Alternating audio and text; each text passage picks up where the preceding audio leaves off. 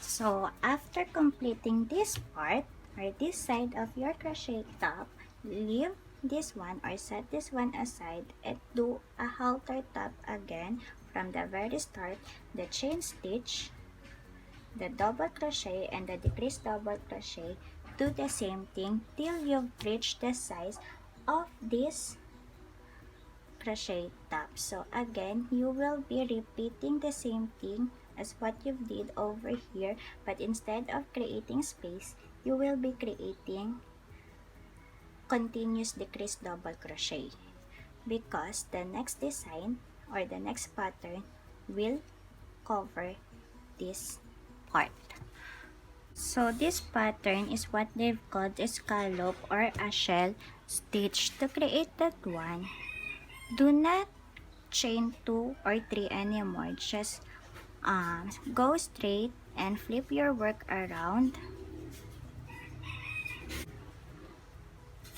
Prepare for a double crochet.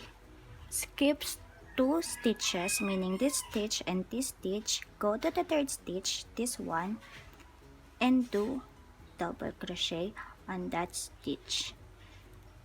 Okay, you have already done 1 double crochet on that stitch. Do 5 more double crochet on that stitch.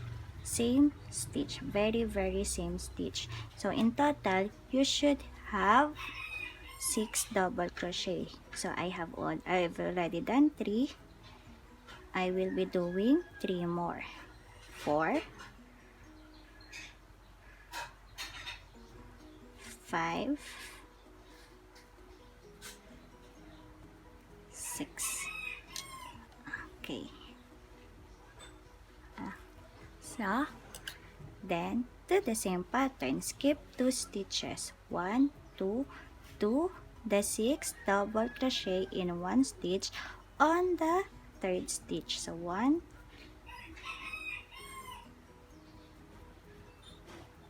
2, 3,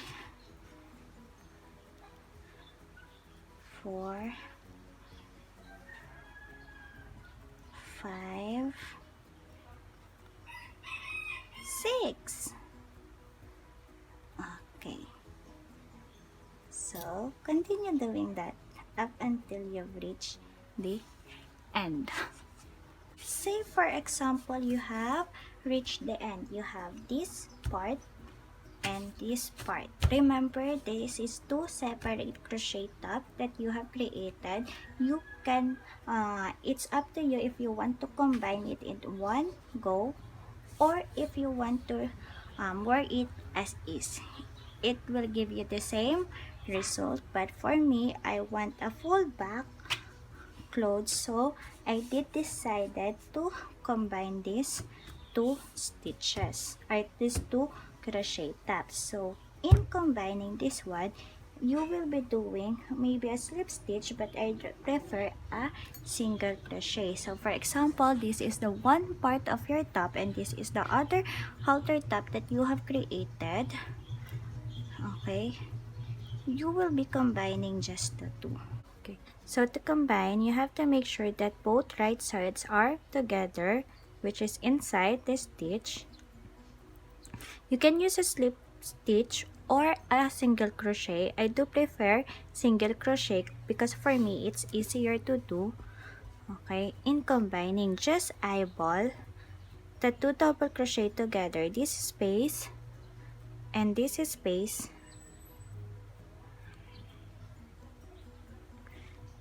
and create a single crochet. So meaning yarn over, pull through those 2 double crochet, yarn over, pull through the 2 loops. Okay, make sure they are aligned. Combine there, and do single crochet. So continue doing that one till you reach the end, just like that.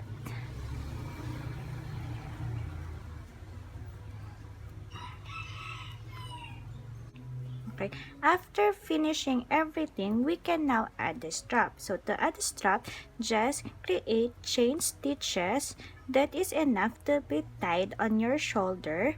For me, it is around 50 to 60 chain stitch.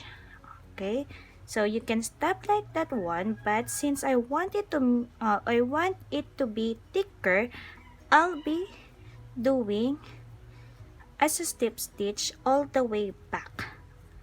So slip stitch meaning insert your yarn through the hook, pull yarn over, pull through the loop, pull through the next loop.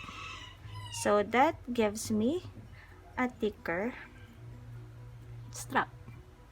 Okay, then afterwards, after you've reached the end, I do choose to create also a slip stitch or a single crochet stitch at the edges to make everything neater. Then you are done.